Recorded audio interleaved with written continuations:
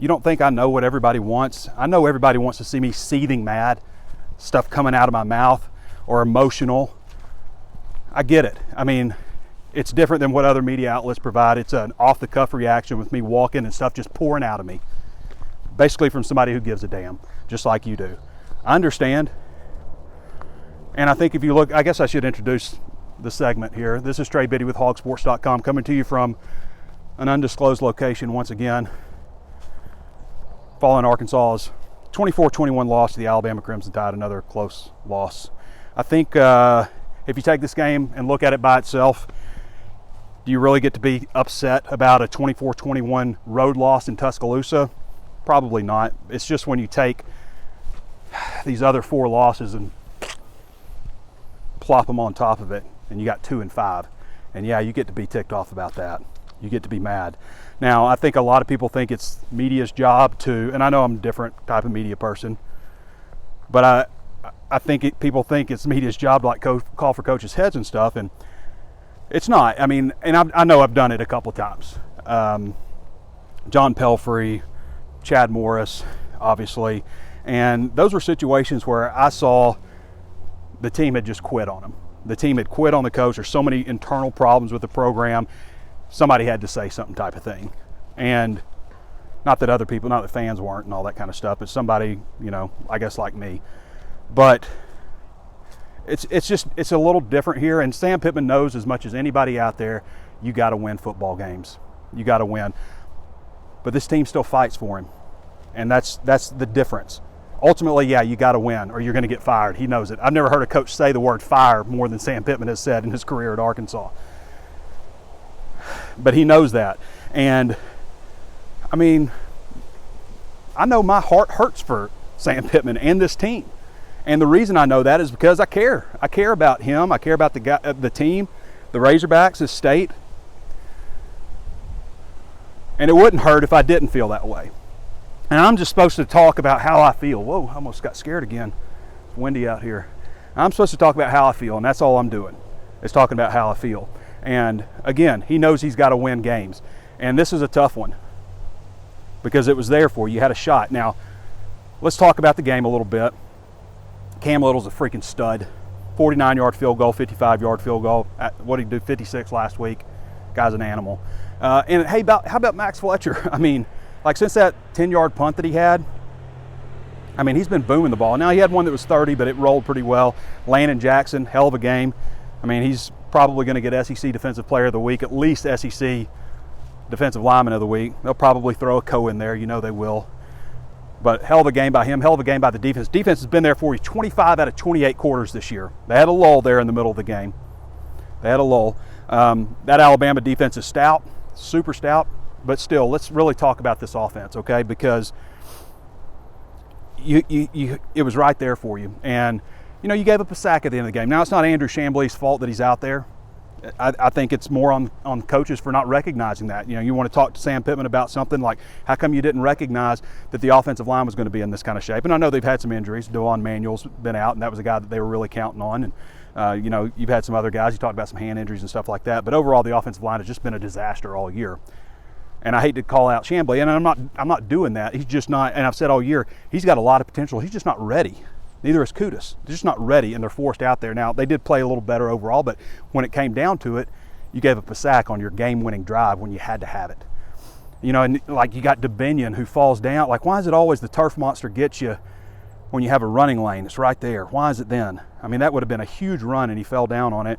And meanwhile, you got A.J. Green who barely plays. I think he had like 6 carries for 44 yards. And people have talked about that a lot, and there's definitely been some talk about, like, why aren't you identifying, you know, talent when these guys are going out and making plays? Like, where have they been? Like Ty Washington, for example. Isaiah Satania had a touchdown catch today. But overall, the offense was just really not very good, and it took KJ being KJ. It's the thing I say all the time, like, this is why he thinks he can jump from 12 feet out into the end zone against Texas A&M. It's a reason he thinks he can do that, because of the plays that he makes. I mean, fighting that dude off and then finding Varquise Gums was amazing. He had a 23-yard run on that. Let's talk about how Arkansas got back in the game. They're down 24-6. And you've got 2 key penalties. It's not because like the play calling got so much better all of a sudden. You had 2 key third down penalties that kept that drive going. And then, yes, you did have a nice play over the middle that slant to Isaiah Satania. The next drive was, again, just KJ Jefferson being KJ.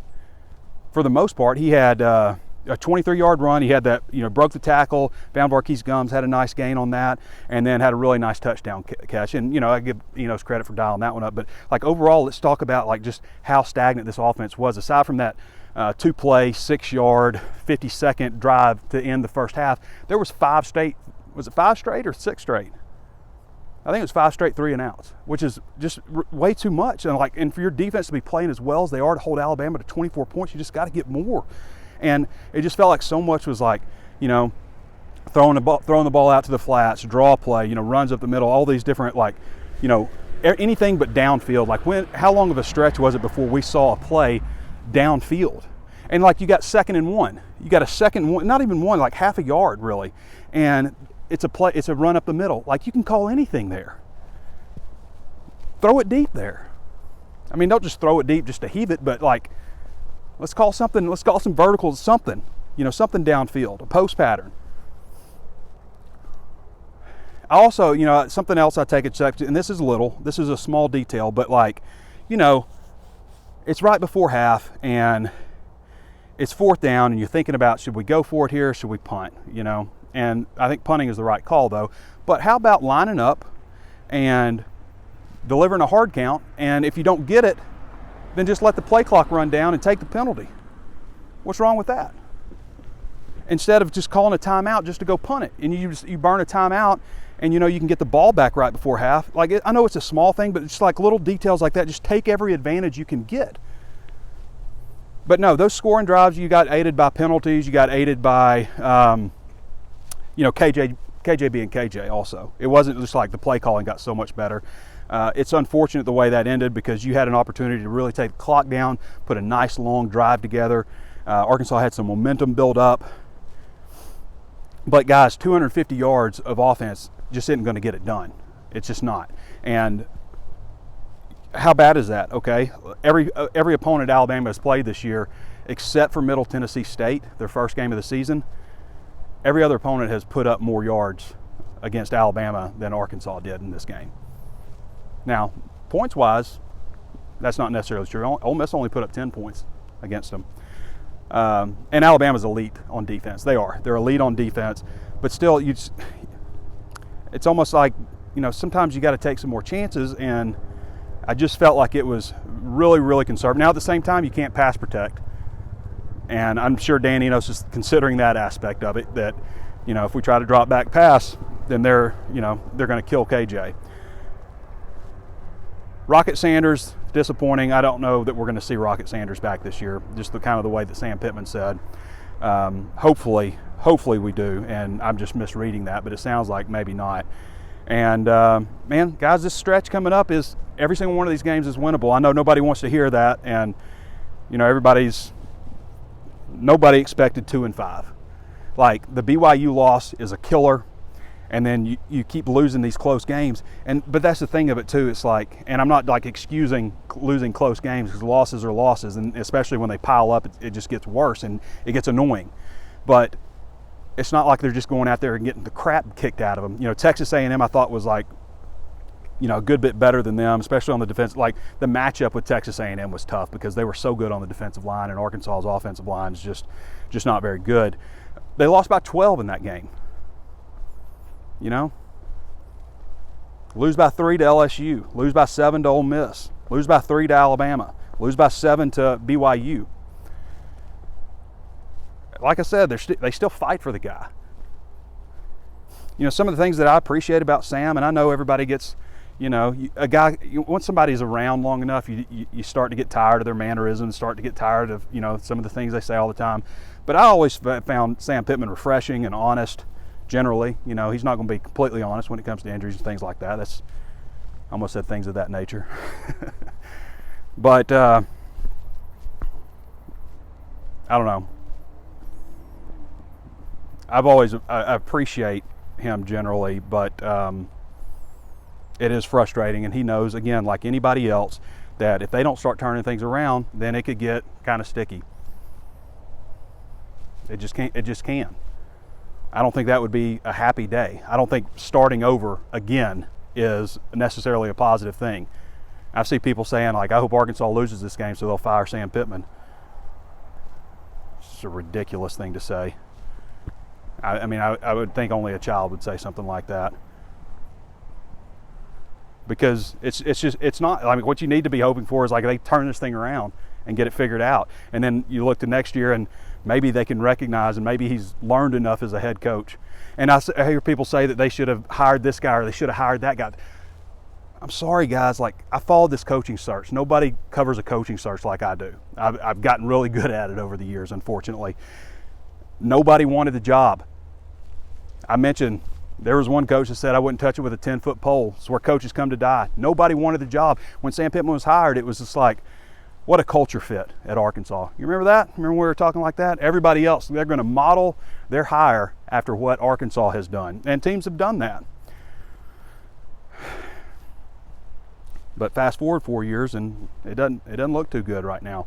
Now, Mississippi State, they're on a bye this week, I believe. Of course, after all this stuff, after this awful road stretch, like, nobody should ever have to endure that. And like, if Pittman is let go at the end of the season, he could probably call up, you know, whoever did the SEC schedule and say, appreciate you. Thanks, buddy. I mean, it's just ridiculous. Like, I know the Arlington game is stupid, right? It's everybody hates it for the most part. Maybe some people don't. Most people seem to hate it that I talk to. They're over it. They want it out of there. Everybody at the U of A wants it out. I want it out. You want it out. But the SEC knew that game was in Arlington and knew Arkansas was going to be on the road. They knew that when they scheduled everything. And they still did it. Nobody should be forced to have to play 4 games like Arkansas just did. And that's why the BYU loss was such a bad loss for Arkansas. And BYU's not a bad team, but you just have to win that game at home. Now, this Mississippi State game is about as must-win as there is. Like, they've got to win. They've got to beat Mississippi State. They have got to beat Mississippi State. There's no other way around that. And I'm not like, when I projected like what Arkansas could do this season, I said 8 wins, which was, I mean, it's impossible now to win 8 regular season games. Mostly I could do is 7.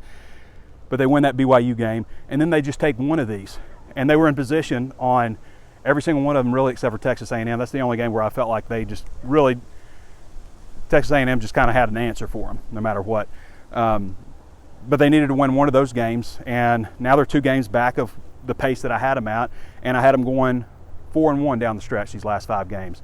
And so they've got to win all of them just to get to 7. Got to win 4 of them just to get to 6. So that's where we're at.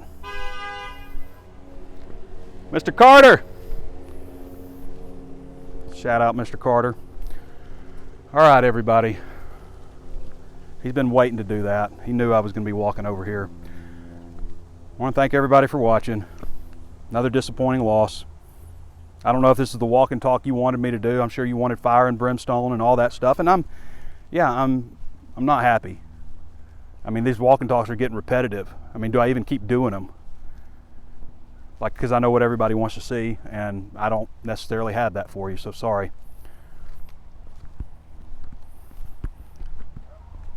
Individually, sum up, you don't get to be, you can do whatever you want to do. You can be upset if you want. I shouldn't have said you don't get to be, but I guess I'm talking to myself as much as I'm talking to you.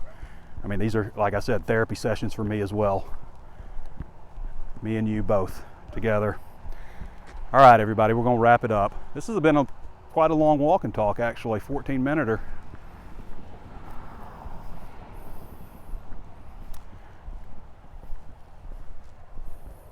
All right, that's it.